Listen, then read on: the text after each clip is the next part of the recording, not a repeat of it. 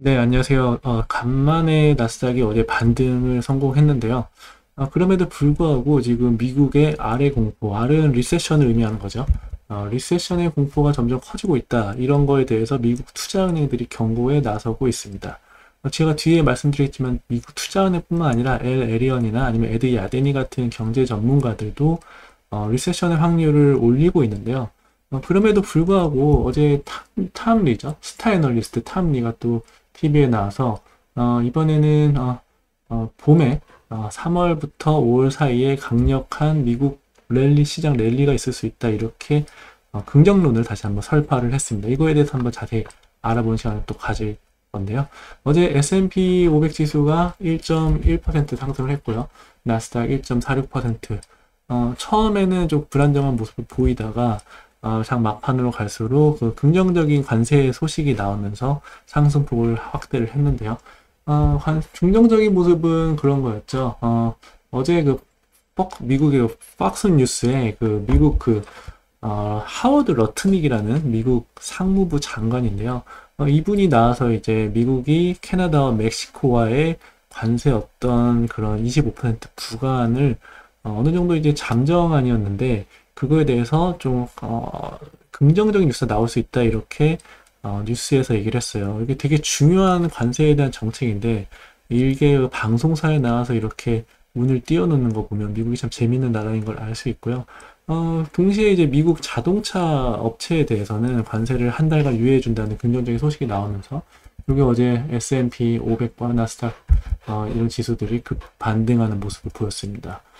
사실 애플 빼놓고는 대부분의 맥7을 비롯한 전반적인 업종이 상승을 했고요. 다만 이제 에너지와 유틸리티 같은 일부 업종만이 하락하는 모습을 보였는데 테슬라도 2%대 반등했고요. 그리고 메타도 2% 반등하고 엔비디아도 1% 이상 반등하는 모습이었습니다. 다만 이게 계속해서 갈지는 사실은 좀 더 변동성이 좀더 유지되지 않을까 이런 생각을 갖고 있는데요. 지금 200일선을 일단은 지지를 하고 있는 모습이에요. S&P 500 지수도 지금 전고점에서 고점에서 7% 정도 떨어진 모습인데요. 여기 지금 200일선 보이시죠? 200일선을 정확히 찍고 반등하는 모습. 차트의 이 일봉 자체는 사실은 긍정적인 모습을 보이고 있는데 어제도 이제 스피닝 탑을 보이면서 추세가 뭔가 반전되는 그런 모습을 보이고 있고요. S&P 500 지수뿐만 아니라 나스닥 지수도 지금 전고점에서 10% 정도 하락한 모습인데 200일선을 지키면서 지금 이렇게 반등에 성공하는 모습이었습니다. 일단 차트상으로는 일단 반등이 좀 더 지속되지 않을까라는 생각인데 다만 이제 트럼프의 어떤 관세 정책의 한마디 한마디에 의해서 시장이 워낙 급격하게 흔들리는 모습을 보이고 있다는 점, 그렇기 때문에 변동성이 아직은 좀 더 유지될 수 있다 이런 관점이 유효한 것 같습니다. 그리고 4월 2일에 그 상호관세가 부과되는데 그때까지도 좀 더 잡음이 계속 지속될 가능성이 높다 이렇게 보고 있고요. 다만 이제 탐리가 아까 말씀드린 대로 3월에서 5월 사이에 강력한 미국 증시의 랠리가 있을 수 있다 이렇게 보고 있습니다. 한번 잠깐 들어보시면요. March, April, May could actually be like one of these huge rally months where we're rallying 10, 15%. Even in 네, 그렇죠. 3월에서 5월 사이에 10에서 10에서 최대 15%까지 미국 증시가 랠리할 수 있다 이런 얘기를 하고 있는데요. 어제도 사실은 안 좋은 시장의 뉴스가 있긴 있었어요. 예를 들어서 고용지표가 ADP에서 발표하는 고용지표가 쇼크 수준으로 나왔거든요. 전망치가 14만 일자리 창출이었는데 7만 7천밖에 신규 일자리 창출되지 않았다. 물론 ADP 넘버는 좀 신뢰성이 좀 떨어지는 거고 금요일에 나오는 넘팜 페이롤 이 수치가 상당히 더 중요하다고 보실 수 있는데요. 금요일에도 지금 ADP가 안 좋게 나왔기 때문에 금요일에도 예상치인 15만 6천 일자리 창출보다 낮게 날 확률이 상당히 높다 이렇게 일단 볼 수 있을 것 같고요. 다만 이거에도 불구하고 탐리는 만약에 ADP 넘버처럼 넘판 페이롤이 금요일 밤에 잘 안 좋게 나온다면 이거는 페드 푸시다. 페드 푸시라는 건 그런 거죠. 페드가 금리 인하를 할 수 있는 빌미를 제공하기 때문에 페드 풋 시장이 안 좋을 때마다 페드가 개입해서 증시를 부양하는 걸 효과를 가져올 수 있다.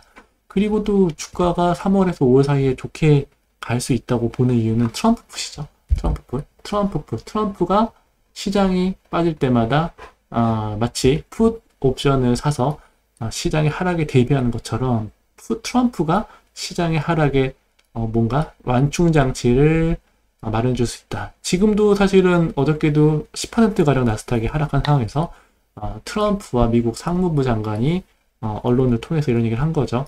관세를 미국 자동차 회사에 대해서 유예해 주면서 시장의 하락을 뭔가 지탱해주는, 하락할 때마다 트럼프 풋을 로서 작용해주는 그런 역할을 해주고 있다. 이런 얘기를 하고 있어요. 그래서 지금 어제 뭐 ADP의 안 좋은 뉴스에도 불구하고 시장이 반등에 성공했다는 거는 이미 안 좋은 배드 뉴스에 대해서 시장이 다 프라이스드 인한 상태다. 모두 시장이 그것을 가격에 반영한 상태다. 이렇게 얘기를 하고 있고요. 그렇기 때문에 안 좋은 뉴스가 만약에 금요일에 또 나오면 그때 시장이 마텀아웃 할 수 있다. 이렇게 얘기하고 있습니다. 그러니까 기본적으로 탐리는 이번 주에 시장이 저점을 찍고 올라갈 수 있다. 이렇게 보고 있어요.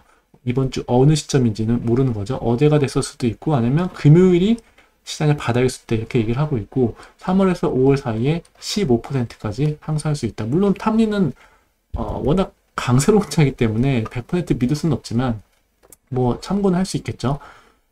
그래서 트럼프가 한마디 한마디 하는 게 이렇게 미국 언론에 대석특필되고 있는데요.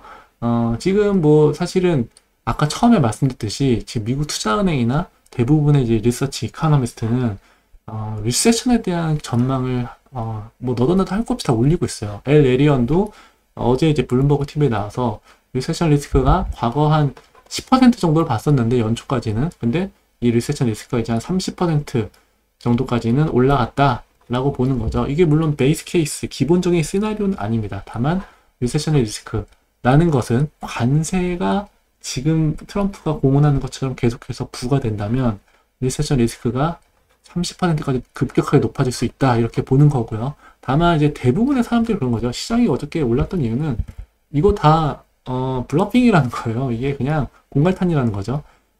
관세 부과되면 일단 기본적으로 미국 경제 성장률이 1%가 그냥 바로 꼬라박고요.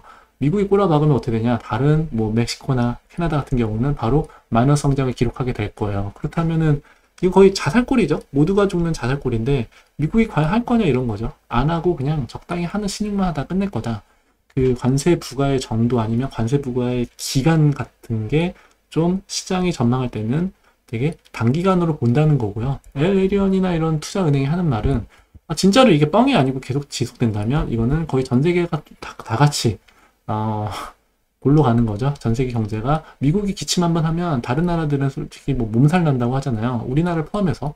그렇기 때문에 캐나다나 멕시코와의 관세가 어느 정도 타결점을 찾을 것이다. 접점을 찾을 것이다. 이렇게 보는 거고요. 다만 엘 에리언이 30% 올린 건 엘 에리언만의 의견이 아닙니다. 엘 에리언이 지금 경기치 확률을 높였지만 이게 지금 그렇게 보는 이유는 그거예요. 이분 되게 인사이트가 있으신 분인데 트럼프의 정책이 어제 트럼프가 말했지만 단기적인 혼란을 야기할 수 있지만 트럼프는 그걸로 그냥 쭉 밀고 갈 가능성이 높다 이렇게 얘기하는 겁니다. 장기적인 이익이 있을 거라고 보기 때문에 단기적으로 시장에 충격이 있어도 계속 가지고 갈 거다 이렇게 보는 게 엘 에리안의 시각이고 시장이 뭐 한 15에서 20% 떨어질 수 있겠죠. 만약에 관세가 계속 지속된다면.